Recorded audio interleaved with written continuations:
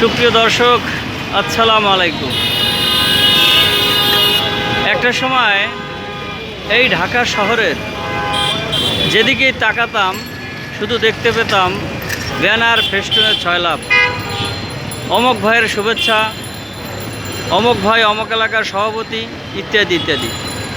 এখন আর সেই banner, festoon রাস্তায় নেই। যেদিকেই তাকানো যায় রাস্তা কিন্তু ফাঁকা, একদম ফাঁকা। আপনারা দেখতেই পাচ্ছেন, একটি মাত্র ফেস্টুন দেখা যায়, সেটিও থাকার কথা ছিল না, হয়তো কেউ অতি উৎসাহ হয়ে টানিয়েছে। সংস্থান ব্যাংকের বাম দিকটায় তাকাই, সেখানেও নেই কোনো ব্যানার, ফেস্টুন, যা একসময় ব্যানারে ভরপুর ছিল।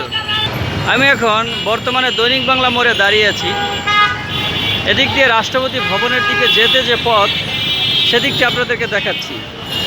কোথাও ব্যানার, ফেস্টুন আপনাদের চোখে পড়বে না, সব দিকেই ফাঁকা। আমার হাতের বাম পাশে রয়েছে শশী রেস্তোরাঁ। এখানে তাকালেও আপনি ব্যানার, ফেস্টুন দেখতে পাবেন না। এটি হচ্ছে শাপলা চত্বর যাওয়ার যে পথ, সেই পথ। এখানে আপনি তাকালে ব্যানার, ফেস্টুন দেখতে পাবেন না, অর্থাৎ পুরো রাস্তায় ফাঁকা। দুই একটি ফেস্টুন যাওয়া ছিল, তাও ছিঁড়ে ফেলেছে রাস্তায় শুয়ে থাকা ছিন্নমূল লোকজন। এভাবে যদি রাস্তার ফুটপাতগুলো ফাঁকা হতো, তাহলে রাস্তায় এত জ্যামজট থাকতো। রাস্তার এই আইল্যান্ডের মাঝখানেও দেখা যেত ফেস্টুন, ব্যানার এবং পোস্টার। সে তো নিত্য নৈমিত্তিক ঘটনা। আজ যেমনটি ব্যানার, ফেস্টুন, পোস্টারে ছয়লাভ নেই ঢাকা শহর, তেমনি যদি ঢাকার ফুটপাতগুলো এভাবে মুক্ত থাকতো, জ্যামজট মুক্ত থাকতো ঢাকা, মানুষ চলাফেরার উপযোগী জায়গা পেত।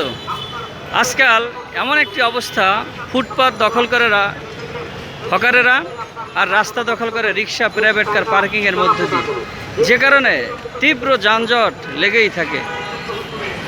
এটি হচ্ছে দৈনিক বাংলা মোড় থেকে ফকিরাপুল বাজারে যাওয়ার যে পথ।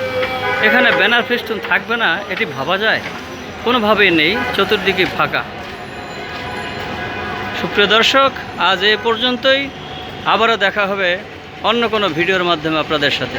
সে পর্যন্ত ভালো থাকবেন, সুস্থ থাকবেন, চ্যানেলটি সাবস্ক্রাইব করবেন। ধন্যবাদ সবাইকে।